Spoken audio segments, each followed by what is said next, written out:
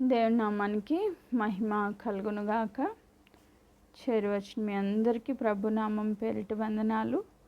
ఈ దినమనికే ఏర్పాటు చేయబడిన లేఖన భాగము ద్వితీయోపదేశ కాండము 32వ అధ్యాయము. ద్వితీయోపదేశ కాండము 32వ అధ్యాయము 35వ వచనాన్ని నేను చదువుతా ఉన్నా. 35వ వచనం. వారి కాలు జారు కాలమున పగ తీర్చుటయు ప్రతిఫలమిచ్చుటయు నావే. పగ తీర్చుటయు ప్రతిఫలమిచ్చుటయు నావే. సో ఈ దినము ఈ మాటను మనము ధ్యానం చేసుకోబోతా ఉన్నాం.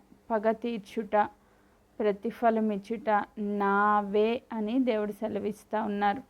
ఈరోజు పాత నిబంధనలో యెహోవా దేవుడు ఇశ్రాయేలు ప్రజలకు కొన్ని చట్టాలను ఇచ్చి ఆయన సొంత ప్రజలుగా, సొంత జనాంగంగా వారిని ఎన్నుకొని వారిని దేవుడు నడిపిస్తూ ఉన్నప్పుడు వారికి కొన్ని ధర్మశాస్త్రంలో కొన్ని రూల్స్ అండ్ రెగ్యులేషన్స్ వాళ్ళకి ఇస్తూ వచ్చారు.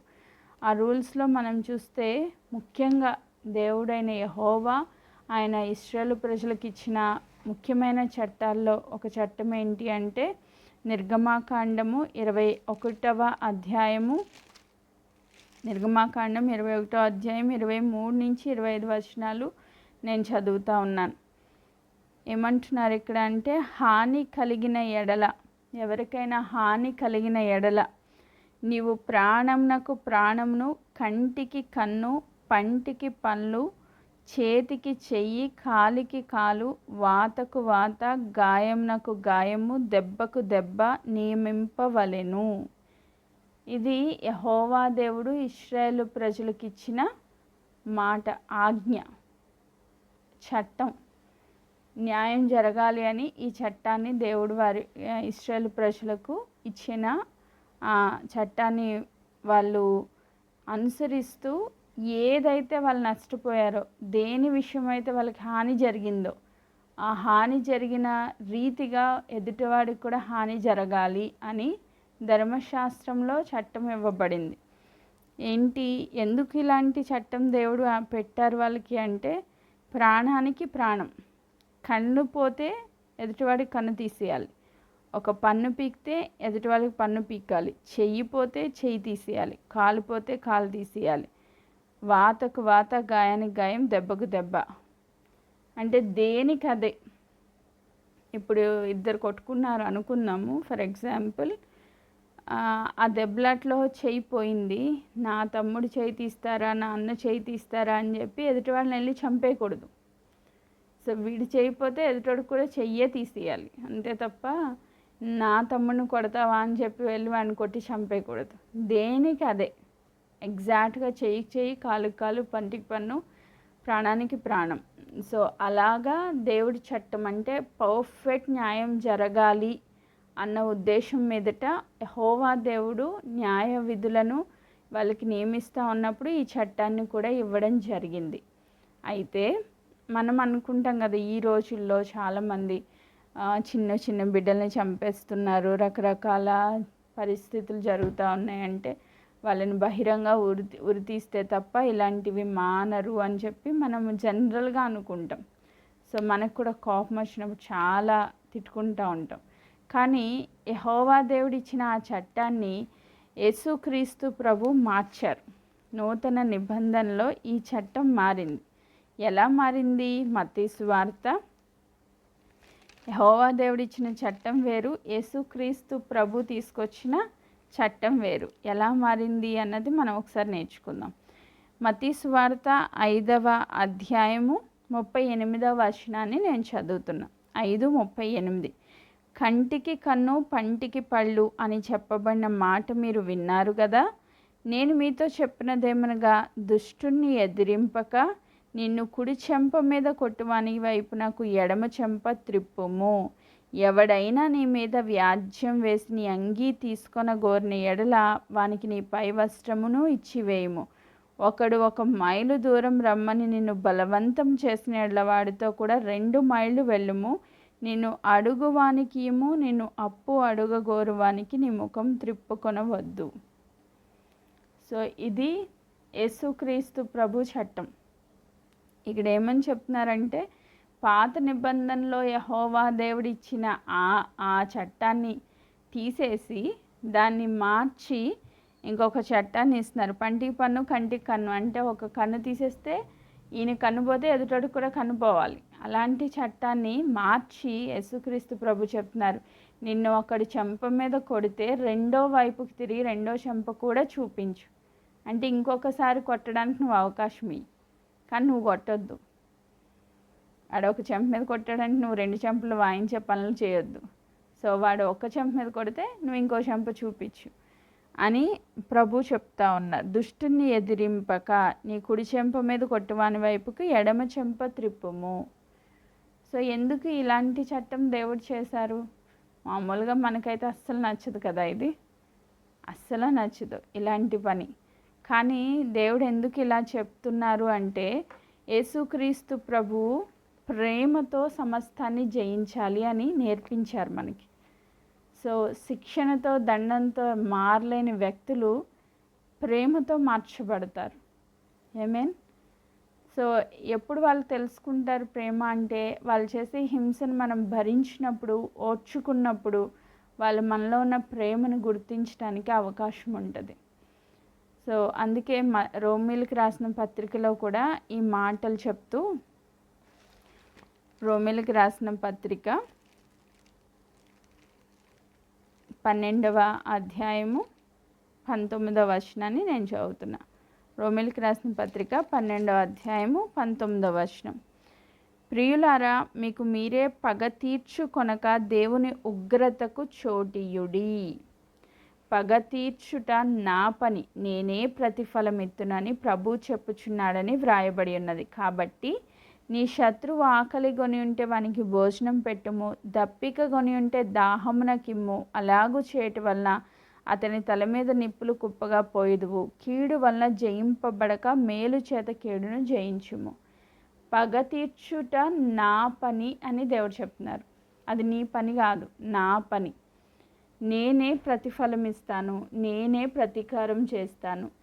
సో దేవుడు ప్రతీకారం చేస్తే ఎంత అద్భుతంగా ఉంటుంది, అది అనుభవించినోడికే తెలుస్తుంది కదా. నేను ఉదయకాలము ఆలోచన చేస్తూ ఉన్నా, దేవుడు పగ తీర్చుకుంటే ఎలా ఉంటుంది అని. దేవుడు పగ తీర్చుకుంటే ఎలా ఉంటుంది అంటే, ఫస్ట్ పరిశుద్ధాత్మ దేవుడు నాకు గుర్తు చేసింది యోసేపు. యోసేపు జీవితంలో అన్నలు చాలా భయంకరంగా ఆయన మీద ఆయన్ని కొట్టి గొంతులో వేసి అమ్మేసి చాలా దారుణంగా వాళ్ళు ప్రవర్తించారు. తన తమ్ముడి మీద ఈర్ష్యతో, అసూయతో, ద్వేషంతో చాలా సొంత తమ్ముడినే అమ్మేశారు. సో ఒకవేళ పగ తీర్చుకోవాలి అనుకుంటే ఆయన ప్రధానమంత్రి అయిన తర్వాత తీర్చుకోవచ్చు, హ్యాపీగా తీర్చుకోవచ్చు. కానీ పగ తీర్చుకొనుట నా పని కాదు,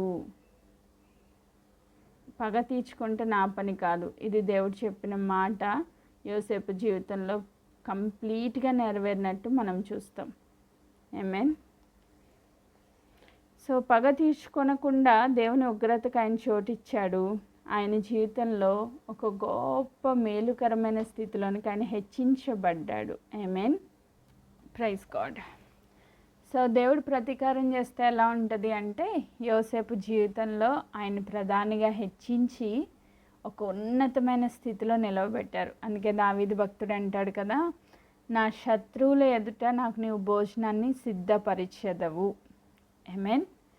సో దేవుడు ప్రతీకారం చేస్తే ఎలా ఉంటుందంటే, శత్రువు మనల్ని చూసి ఏడ్చే స్థితిలోనికి దేవుడు మనల్ని హెచ్చిస్తారు. వాళ్ళ మీద ప్రతీకారం చేయడానికి వాళ్ళని ఏదో బాధ పెట్టి హింస పెట్టి అది కాదు, కానీ మనల్ని ఆశీర్వదించటం ద్వారా శత్రువుకి బాధ కలుగుతుందంట. ఆమేన్. సో ఇప్పుడు చూడండి, హన్నా పెనిన్నా కాంటెక్స్ట్లో మనం చూస్తాము. పెనిన్నా ఊరికే సతాయిస్తూ ఉంటుంది హన్నాని, నీకు బిడ్డలు లేరు, నువ్వు గొడ్రాలివి, నువ్వు పిల్లల్ని కనలేని దానివి అని చెప్పి రకరకాలుగా హింసిస్తూ ఉంటుంది. సో మాటలు అంటా, అవమానిస్తా, పోరు ఎప్పుడు ఆమెతో ఉంటా ఉండేది. సో ఈమెను దేవుడు ఆశీర్వదించడం మొదలుపెట్టిన తర్వాత సమూయేలుని ఇచ్చాడు. తర్వాత 5 బిడ్డల్ని ఇచ్చారు. సమూయేలుని 5 దేవుడు ఆశీర్వదించి ఒక ప్రవక్తగా, న్యాయాధిపతిగా, ఇశ్రాయేలుకు ఒక దీపంగా వాడుకుని దేవుడు అద్భుతమైన పరిచర్య జరిగించారు. తద్వారా ఎవరికి బాధ కలిగింది? ఇప్పుడు పెనిన్నాకి బాధ కలిగింది. అయ్యో, నేను గొడ్రాలన్న దాని కడుపులో నుంచి ఒక శ్రేష్టమైన బిడ్డను దేవుడు పుట్టించారు. ఆమేన్. ప్రతీకారం దేవుడు చేస్తే అద్భుతంగా ఉంటుంది. సో మనం ప్రతీకారం చేస్తే ఒక మాట అంటాం, లేకపోతే ఒక దెబ్బ కొడతాం, అక్కడితో క్లోజ్. కానీ దేవుడు ప్రతీకారం చేస్తే, ఆయన హెచ్చించడం మొదలు పెడితే ఆశ్చర్య రీతిగా మన పగవాడు సిగ్గుపడే స్థితిలోనికి దేవుడు మనల్ని హెచ్చిస్తారు. ఆమేన్.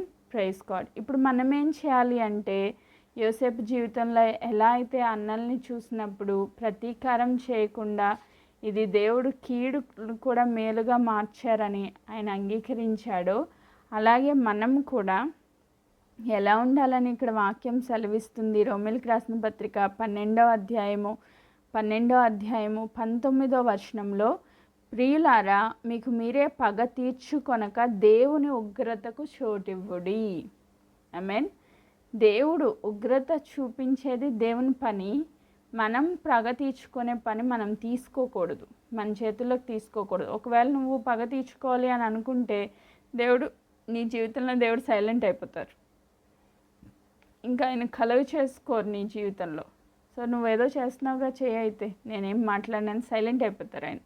కానీ ఒకవేళ దేవుని చేతికి కనుక మనం అప్పగించుకుంటే ఉగ్రత దేవుని దగ్గర నుంచి వస్తుంది. పగ తీర్చుట నా పని, నేనే ప్రతిఫలం నిత్తునని ప్రభు చెప్పుచున్నాడని వ్రాయబడి ఉన్నది. నేనే ప్రతిఫలం ఇస్తాను, నేనే నీ పక్షంగా యుద్ధం చేస్తాను, నేనే ప్రతీకారం చేస్తానని దేవుడు చెప్తున్నారు. ఈరోజు ఎంతమంది మనకు శత్రువులుగా ఉన్నారో, అంటే మనం శత్రువులుగా భావించకపోయినప్పటికీ ఎదుటివాడు మనల్ని శత్రువులుగా భావించి ఎంతమంది మన మీద పగ పెట్టుకున్నారో వాళ్ళందరినీ దేవుడి చేతికి అప్పగించి మనం మంచిగా వాళ్ళ ఎడల మనం మంచి హృదయం కలిగి ఉండాలండి. మనం ఎలాంటి హృదయం కలిగి ఉండాలి?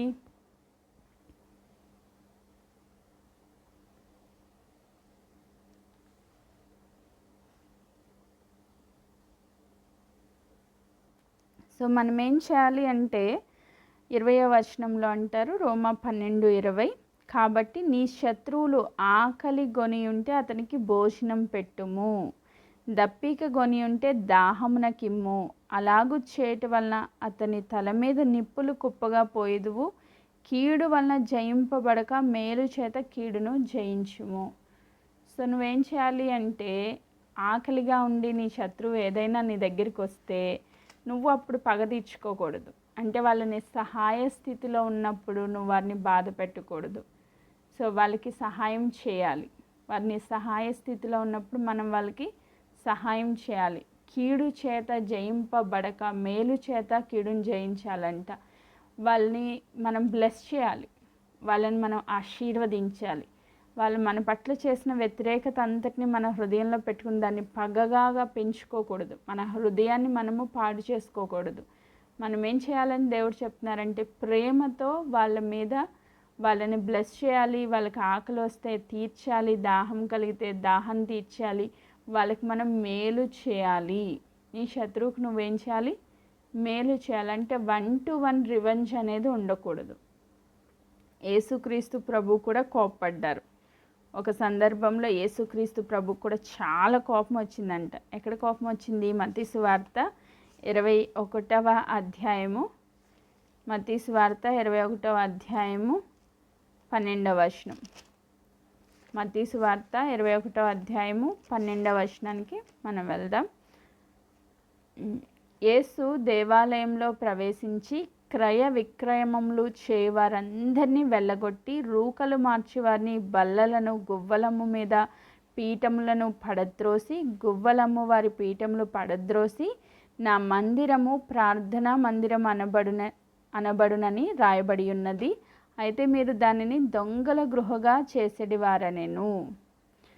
సో ఇక్కడ యేసుక్రీస్తు ప్రభుకి చాలా కోపం వచ్చి అందరినీ తాళ్ళు కొరడాలుగా చేసి కొట్టి తరిమేశారంట. ఎందుకు ఆయన అలా చేశారు అంటే, దేవుని విషయంలో, ముఖ్యంగా సంఘం విషయంలో ఎవరైనా తప్పు చేస్తే ఖండించమని దేవుని వాక్యం సెలవిస్తుంది. మీలో వ్యభిచారులు ఉంటే వారిని వెలివేయండి. సంఘంలో ఏదైనా దేవునికి వ్యతిరేకమైన పాపం జరుగుతుంటే దాన్ని ఖండించాల్సిన బాధ్యత ఉంది. కానీ 1-to-1కి వచ్చేసరికి పర్సనల్ గ్రెడ్జెస్ అయితే పెట్టుకోకూడదు. 1-to-1కి వచ్చేసరికి పర్సనల్ గ్రెడ్జెస్ పెట్టుకోకూడదు. ఒక అవతలి వాడు సరైన ఆత్మీయుడు అయినా కాకపోయినా ఆ వ్యక్తి మీద మనం పగ పెట్టుకోకూడదు. ఇప్పుడు యేసుక్రీస్తు ప్రభుని బంధించడానికి గెత్సెమనే తోటలోనికి సైనికులు వచ్చినప్పుడు, యోధా ఇస్కరియోతుతో పాటు వాళ్ళందరూ వచ్చినప్పుడు పేతురు గారికి చాలా కోపం వచ్చిందంట. కోపం వచ్చి వెంటనే వరలో ఉన్న కత్తి తీసి ఒక సైనికుడి యొక్క చెవు నరికేశారు. ప్రభు మీద చెయ్యేస్తారా అని చెప్పి పేతురుకి చాలా కోపం ఎక్కువ. కోపం వచ్చి చెవు నరికేశారంట. అప్పుడు ప్రభు ఏం చెప్పారు? మత్తయి సువార్త 26వ అధ్యాయము 52వ వచనాన్ని నేను చదువుతున్నా. 26:52. యేసు, నీ కత్తి వరలో తిరిగి పెట్టుము, కత్తి పట్టుకున్న వారందరూ కత్తి చేతనే నశింతురు. సో కత్తి పట్టుకుని నువ్వు గనక ఇలా రివెంజ్ చేస్తే నీకు కూడా అదే జరిగిద్ది. సో నువ్వు ఇలా చేయడం మంచిది కాదు అని వార్న్ చేసి మళ్ళా ఎవరైతే చెవు నరికేశారో ఆ వ్యక్తిని స్వస్థపరిచి వాళ్ళకి ప్రభువుని అప్పగించుకున్నట్లుగా చూస్తాం. సో సిలువ ఎక్కినప్పుడు కూడా ఎంతోమంది ప్రభువుని హేళన చేశారు, అపహాస్యం చేశారు. వీడు దేవుడై ఉండి సిలువ నుంచి దిగలేకపోతున్నారని అవమానించారు, మొహం మీద ఉమ్ము వేశారు. ఎంతమంది ఎన్ని రకాలుగా దూషించినా ప్రభు మారు మాట మాట్లాడలేదు. మందిరం విషయంలో ఒక్కసారి ప్రభు కోపడ్డారు, దేవుని మందిరాన్ని దొంగల గృహగా చేశారని. కానీ తర్వాత ఎక్కడ మనము యేసుక్రీస్తు ప్రభు పర్సనల్గా ఎవరి మీద గ్రెడ్జ్ పెట్టుకున్నట్లుగా మనం చూడలేదు. వేషధారులైన పరిశీలన శాస్త్రులను ఖండించే వాళ్ళు తప్ప ఎవరి మీద రివెంజ్ తీర్చినట్లుగా చూడడం. ఇప్పుడు మనకేం బోధిస్తున్నారు ప్రభు అంటే, ఈరోజు మనం మారుమనసు పొందాల్సిన విషయం ఏంటి అంటే, మనము పగ తీర్చుకోకూడదు, దేవుని ఉగ్రతకు చోటివ్వాలి, దేవుని చేతికి మనం అప్పగించుకోవాలి. సో మనం దేవుని చేతికి అప్పగించుకున్నప్పుడు పగ తీర్చుట ఎవరి పని అని దేవుడు చెప్తున్నారు? పగ తీర్చుట నా పని అని చెప్తున్నారు. నహూము గ్రంథము 1వ అధ్యాయము 2వ వచనాన్ని నేను చదువుతున్నా. నహూము గ్రంథం 1వ అధ్యాయం 2వ వచనం. యెహోవా రోషము గలవాడై ప్రతీకారము చేయువాడు. మన దేవుడు ఎవరంటే రోషము కలిగిన దేవుడు. ఆమేన్. ఒకవేళ నువ్వు మర్చిపోవచ్చేమో, ఎవడైనా నీ మీద ప్రతీకారం చేసి, నీ మీద పగ పెట్టుకుని, నీకు అన్యాయం చేసి అన్నీ నువ్వు మర్చిపోవచ్చేమో, కానీ దేవుడు మర్చిపోరు. అందుకే ప్రభు అంటారు కదా, నిన్ను ముట్టినవాడు నా కనుగుడ్డును ముట్టిన అంత సమానం. కన్ను ఎంత సెన్సిటివ్ అంటే చాలా జాగ్రత్తగా కన్నును కాపాడేటట్లు దేవుడు నియమించారు. ఏదైనా చిన్న డస్ట్ పార్టికల్ అలా వస్తుందంటే వెంటనే బ్లింక్ అవుతాయి. మన ఐ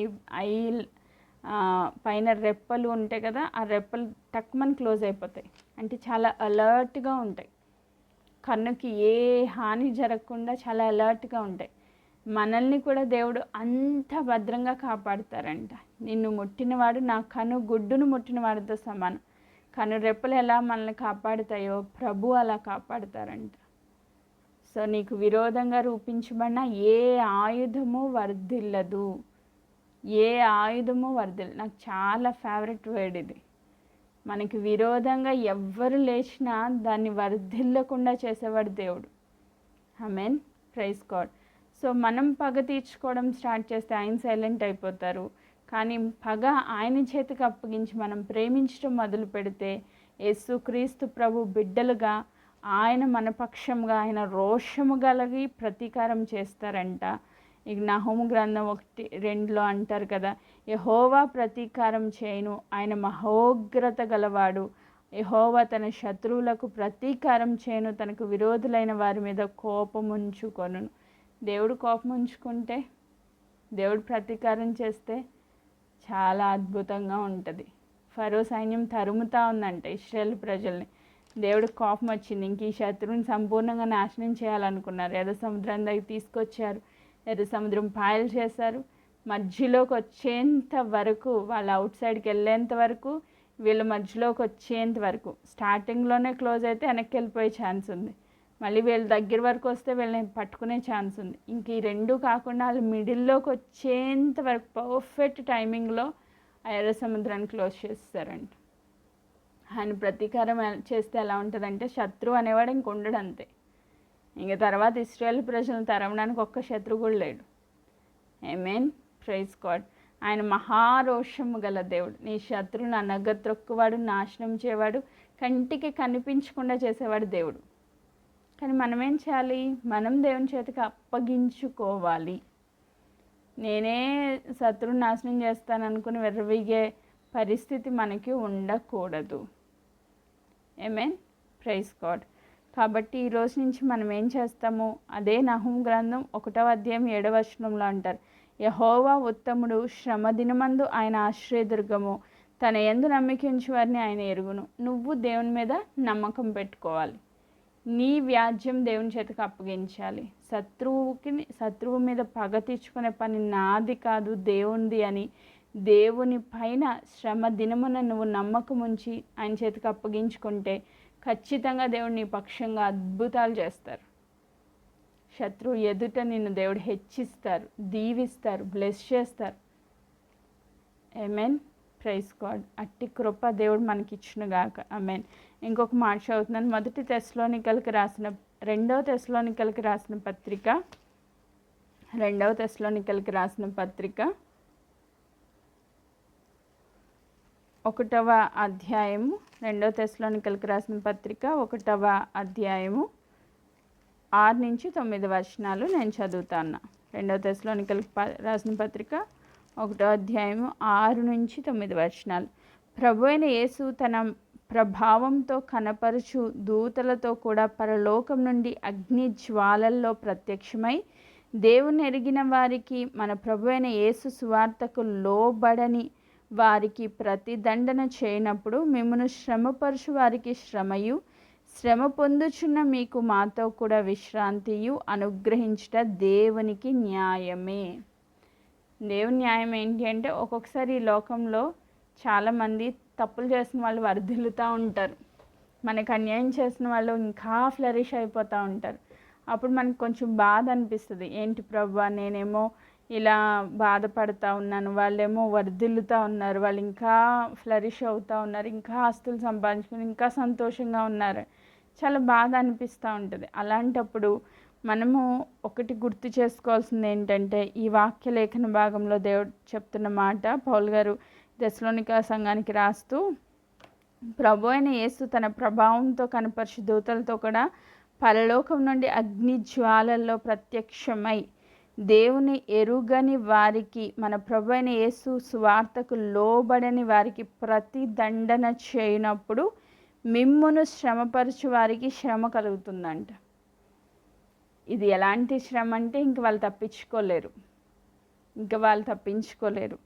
శ్రమ పొందుచున్న మీకు మాతో కూడా విశ్రాంతి.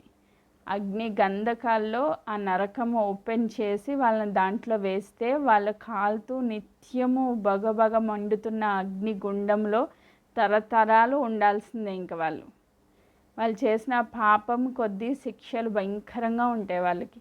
మనకైతే శ్రమ పొందుచున్న మీకు అంటున్నారు.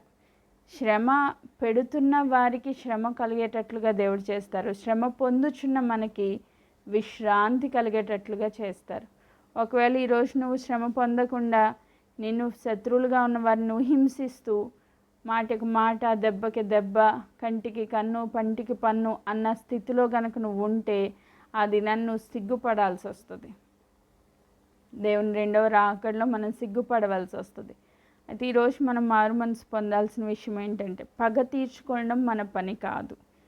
ఎవరైనా ఒక మాట అంటే రివర్స్లో వాళ్ళకి సమాధానం చెప్పాల్సిన అవసరం లేదు. నువ్వు మౌనంగా ఉండు, నీ పక్షంగా వ్యాజ్యమాడు, మీ దేవుడైన యెహోవాయే. ఆమేన్. నువ్వు పగ తీర్చుకోవాల్సిన అవసరం లేదు. నువ్వు ఆన్సర్ చేయక్కర్లేదు, దేవుడు నీ పక్షంగా ఆన్సర్ చేస్తారు. ఆమేన్, ప్రైజ్ గాడ్. సో ఒకవేళ మన హృదయంలో ఇంకా పగ తీర్చుకునే స్వభావం ఉంటే ఈరోజు దాన్ని కంప్లీట్గా విడిచిపెడదాం. కంప్లీట్గా. ఆమేన్. ఈరోజు మనం మారు మనసు పొందాల్సిన అంశం, పగ తీర్చుకొనటం నా పని కాదు. దేవుడైన యెహోవాయే నా పక్షముగా ఆయన ప్రతీకారం చేసే దేవుడు అని మనం గుర్తెరిగి శ్రమ పడ్డా కూడా, మరి ఆది అపోస్తుల సంఘ పరిచర్లో పేతురు యోహాన్లు భయంకరంగా హింసించారు. అపోస్తులైనబడిన వాళ్ళందరూ కూడా హతసాక్షులు అయిపోయారు. వాళ్ళందరూ శ్రమ పొందారు, ఈరోజు విశ్రాంతిలో ఉన్నారు. ఆమేన్. మనం కూడా శ్రమ పొందితే మనం కూడా విశ్రాంతిలో ప్రవేశిస్తాం. శ్రమ పెడుతున్న వారికి ఆ దినాన్ని శ్రమ కలుగుతుంది. ఆమేన్. దేవుడు లెక్క చూస్తున్నారు, ప్రతి ఒక్కటి రికార్డెడే, ఏది కూడా దేవుడు మర్చిపోరు. నీ పక్షంగా దేవుడు న్యాయం చేసే దేవుడు. ఇది దేవుని న్యాయమే. ఆమేన్. దేవుడు నీకు న్యాయం చేస్తారు తప్ప అన్యాయం చేసే దేవుడు ఎంత మాత్రము కాదు. Praise God.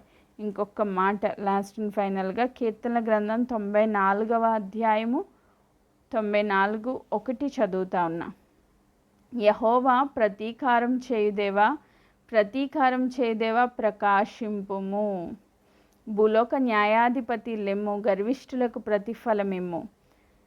సో దేవుడిని భక్తుడు ప్రార్థన చేస్తూ ప్రతీకారం చేయుదేవా ప్రకాశించుము అని అడుగుతా ఉన్నారు. నిజంగా దేవుని జీవితంలో ప్రతీకారం చేసే దేవుడిగా ఉంటారు. సో ఆయన వెలుగు నీ మీద ప్రకాశింపచేస్తారు.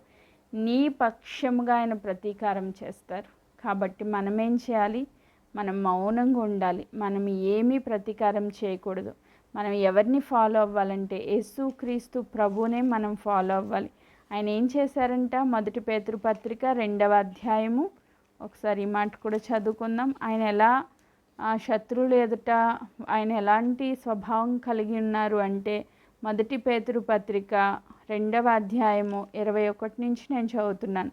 క్రీస్తు కూడా మీ కొరకు బాధపడి మీరు తన అడుగు జాడలయందు నడుచుకున్నట్లు మీకు మాదిరి ఉంచిపోయెను. ఆయన పాపం చేయలేదు, ఆయన నోటన ఏ కపటమును కనబడలేదు. ఆయనను దూషింపబడియు బదులు దూషింపలేదు. ఆయన శ్రమ పెట్టబడియు బెదిరింపక న్యాయంగా తీర్పు తీర్చు దేవునికి తను తాను అప్పగించుకొనెను. ఆమేన్. మనం ఫాలో అవుతున్న యేసుక్రీస్తు ప్రభు ఆయన దూషించబడి బదులు దూషించలేదంట. ఆయన శ్రమ పెట్టబడి ఎదుటివాడిని బెదిరించలేదంట. ఆయన తన్ను తాను న్యాయముగా తీర్పు తీర్చు దేవునికి అప్పగించుకున్నారంట. ఈరోజు మనమేం చేస్తున్నాం? ఒక మాట అంటే 10 మాటలు అంటాం కదా. వాడొకటి అంటే మనం 10 అంటాం. వాడొక దెబ్బ కొడితే మనం 10 దెబ్బలు కొడతాం. అలాంటి స్వభావం మనది. కానీ ఈరోజు నుంచి మనం ఏం చేయాలి? మౌనంగా ఉండాలి. వాళ్ళు ఒక మాట అన్నారా? సైలెంట్. ప్రభువా మీరే చూసుకోండి, మీరే ఆ బిడ్డని. నేనైతే ఇలా కూడా ప్రేయర్ చేసుకుంటా. ఎందుకంటే మనం దేవుని బిడ్డలం కదా. మనల్ని ఎవరైనా బాధ పెడితే దేవునికి చాలా కోపం వస్తుంది. మనకు వచ్చే కోపం కన్నా ఆయనకు వచ్చే కోపం ఇంకా ఎక్కువ. ప్రభువా వీళ్ళకి తెలియక అంటున్నారు, క్షమించండి, తెలియక నన్ను బాధ పెడుతున్నారు, క్షమించండి అని ప్రార్థన చేస్తాను. ఎందుకంటే ఆయన ప్రతీకారం చేయడం మొదలు పెడితే తర్వాత మనమే బాధపడాల్సి వస్తుంది. ఇప్పుడు ఫర్ ఎగ్జాంపుల్ మన భర్తే మనల్ని తిడుతూ ఉన్నారు, మనకి చాలా బాధ అనిపిస్తుంది, మనం ఏం మాట్లాడట్లేదు, దేవుడు చూస్తూ ఉంటారు. తర్వాత వాళ్ళకి వేసే శిక్ష చాలా భయంకరంగా ఉంటుంది. ఒకవేళ మనం ఇంకా బాధపడుతూ అయ్యో దేవా నా భర్తను చూడు అని ప్రార్థన చేసామనుకోండి, వాళ్ళకి వచ్చే సమస్యలు భయంకరంగా ఉంటాయి. తర్వాత మళ్ళీ వాటిని చూసి మనమే బాధపడాలి. మన భర్తే కదా, మనకే బాధ మళ్ళీ అది కూడా. సో కాబట్టి దేవా తెలియక మాట్లాడుతున్నారు, క్షమించండి అని మనం ప్రార్థన చేయాలి. తెలియక హాని చేస్తున్నారు, క్షమించండి అని మనం ప్రార్థన చేయాలి. మనం శ్రమ పెట్టబడుతున్నప్పుడు దేవా ఉగ్రత నీది, నువ్వు ప్రతీకారం చేయని కాదు, వాళ్ళు తెలియక చేస్తున్నారు, క్షమించండి అని మనం ప్రార్థన చేయగలిగే ఆత్మీయ స్థితిలోనికి మనం రావాలి. ఆమేన్. ఒకవేళ అలా గనక నువ్వు ప్రార్థన చేస్తే నువ్వు ఎలాంటి వ్యక్తిగా ఉన్నావంటే యేసుక్రీస్తు ప్రభుని పోలిన వ్యక్తిగా ఉన్నావు. సో ప్రభు ఎలా అయితే నీ జీవితంలో ఉన్నారో అలాగే నువ్వు ఇతరుల పట్ల క్షమాపణ కలిగిన వ్యక్తిగా ఉండాలి.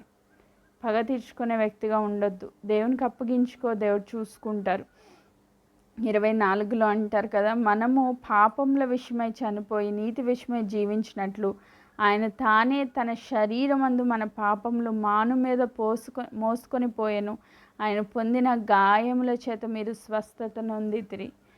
సో ఆయన మన పాపాలన్నీ ఆయన సిలువలో రూపంలో మోసుకుని వెళ్ళిపోయారు, మనం నీతిమంతులుగా తీర్చబడడానికి. ఈరోజు మనం ఇతరుల పాపాలు క్షమించగలిగితే, భరించగలిగితే క్రీస్తు పోలికలోనికి మనం వచ్చిన వాళ్ళం అవుతాం. పగ తీర్చుకోవడం, కంటికి కన్ను పంటికి పన్ను అన్న స్వభావం మనలో లేకుండా ప్రభు చెప్తున్నట్లుగా వాళ్ళు ఒక చెంప మీద కొడితే ఇంకో చెంప చూపించు, 1 మైలు రమ్మంటే 2 మైళ్ళు వెళ్ళు, ఒక అంగి అడిగితే పై వస్త్రాన్ని కూడా ఇచ్చేయి, వాళ్ళకి అప్పు అడిగితే ఇవ్వగలిగే స్థితిలో ఉంటే ఇవ్వి, మళ్ళీ రిటర్న్ అడగొద్దు. సో నీకు దేవుడిచ్చిన స్టాండర్డ్స్ ప్రకారంగా నువ్వు జీవించగలిగితే, ఒకవేళ అలాంటి స్థితిలో ఉన్నప్పుడు నువ్వేమైనా శ్రమ పొందుతూ ఉంటే దేవుడు ప్రతీకారం చేస్తారు, నువ్వు అవసరం లేదు. నువ్వు అని క్షమించి రిలీజ్ చేసే, ప్రేమించి వారికి భోజనం పెట్టు, దాహం వేస్తే దాహానికి ఇయ్యి, కీడును మేలు చేత జయించు, అప్పుడు దేవుడు నీ పక్షంగా వ్యాజ్యమాడతారు. ఆమేన్. Praise God. ఆయన్ని పోలి మనం నడుచుకోవాలి, ఆయనను పోలి మనం నడుచుకోవాలి. అందుకే ఆయన మాదిరి ఉంచిపోయారంట. ప్రభు ఎలా బిహేవ్ చేశారు, యాజ్ ఇట్ ఈస్ మనం ఫాలో అవ్వాలి. ఈరోజు ప్రతీకారం చేసే పని మనది కాదు, ప్రతీకారం చేసేది దేవుడు, ప్రతిఫలం ఇచ్చేది కూడా దేవుడే. ఆమేన్.